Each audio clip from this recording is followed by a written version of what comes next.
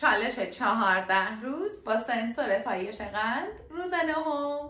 راحت میخوابم، راحت پا میشم، از کنار در و پنجره با اقتدار عبور میکنم و خیالم راحته که هیچ اتفاقی واسه این سنسور نمیافته. حتما جسم محافظ بزن.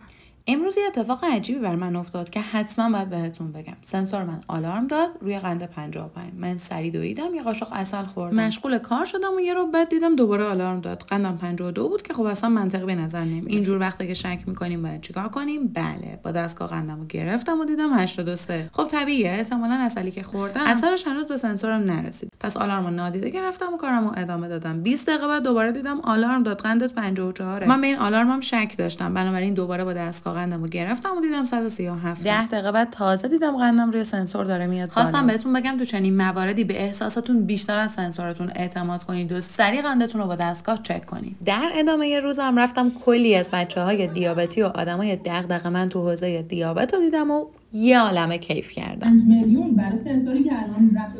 همین دیگه، فردا میبینمتون.